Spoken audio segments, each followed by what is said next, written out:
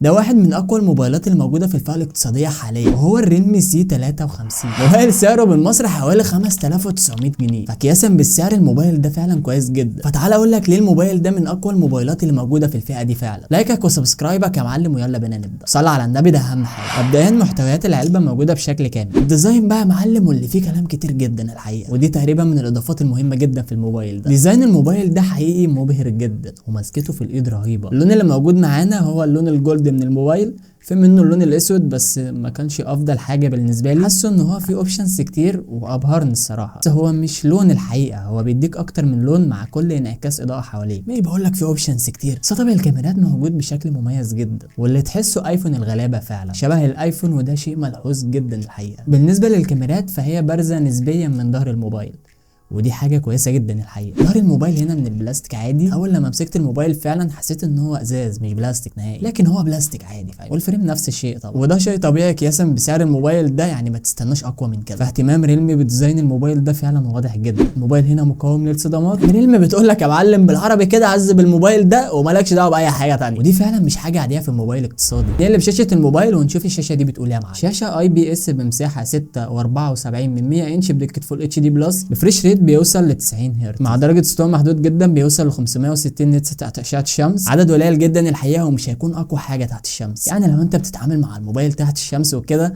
مش هيكون عملي بنسبه كبيره، فاهم. شكل الشاشه قديم من حيث النوتش اللي لسه بنشوفه حتى الان، وحواف الشاشه ما زال كبيره نسبيا. دي الملحوظه اللي ممكن نركز عليها، لكن غير كده فهي شاشه كويسه جدا الحقيقه. كاداء لو انت بقى بتشاهد محتوى على يوتيوب والكلام ده هتكون عمليه جدا معاك. طبعا الشاشه بتوصل لمعدل تحديث 90 هرتز، ده معناه سلاسه كبيره جدا في السكرولنج والكلام ده، يعني الدنيا هتبقى معاك سموث جدا. اكيد مش هتكون بنفس سلاسه ال 120 هرتز، لكنها افضل من الشاشات اللي بتكون بتردد اقل من كده. الصراحه ما واجهنيش اي مشكله معاها. حاجه اخيره شركه ريلمي ضافتها في الموبايل ده، وهو الديناميك ايلاند، اللي بيبدا يظهر معاك بمجرد انك تحط الموبايل في الشاحن فقط. مفيش اوبشنز ثانيه تقدر تستخدمها في موضوع الديناميك ايلاند ده. تجربه شاشه فعليا يعتمد عليها للمستخدم العادي. بالنسبه لعوامل الامان فالبصمه هنا جايه على زرار الباور، بصمه يعتمد عليها جدا ومش هتضايقك تماما. تضغط عليها بس انت بمجرد بس انك هتضغط عليها يا باشا هتفتح معاك على طول، فاهم. بالنسبه للمعالج بقى فريلمي في الموبايل ده مستخدمين معالج يوني اس او سي تايجر تي 612، بيجي ب 6 جيجا رام، وتقدر تزودهم 6 كمان من السوفت وير نفسه. فتوتال الرام كله معلم 12 جيجا رام. طبعا 12 جيجا رام مع سوفت وير ريلمي مع 90 هرتز، فميكس محترم جدا. اداء الموبايل فعليا كويس جدا، ومش هقول لا معاك في اي حاجه. ابلكيشنز بقى بتفتحها وتقفلها،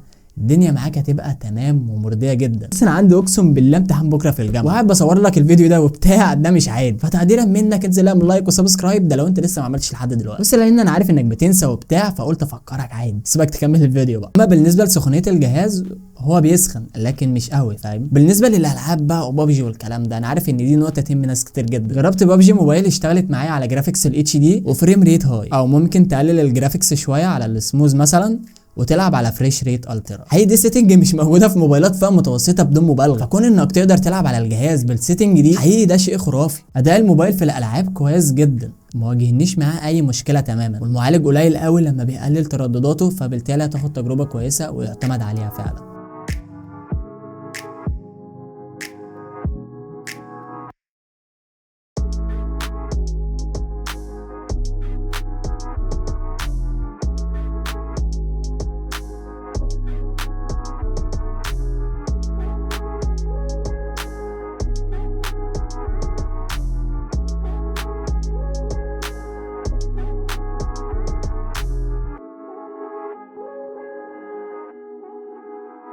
صوت السماعات هنا مونو مش ستيريو.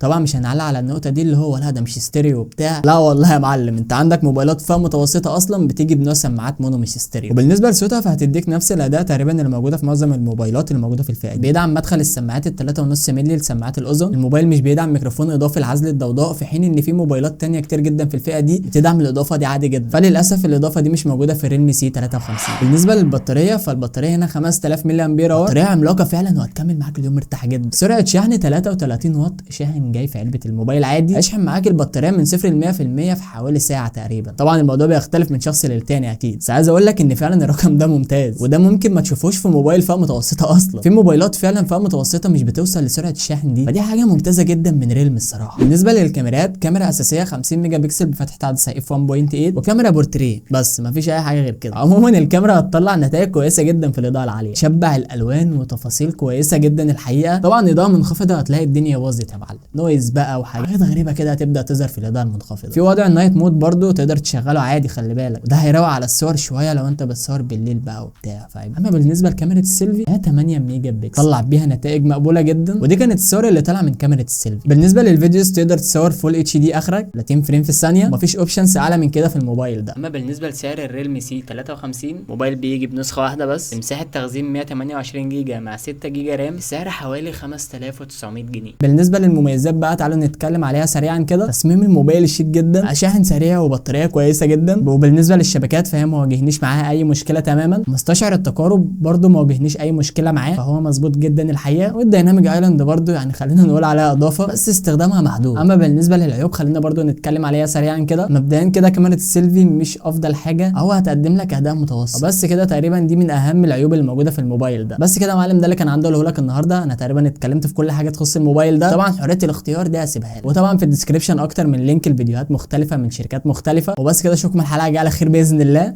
سلام.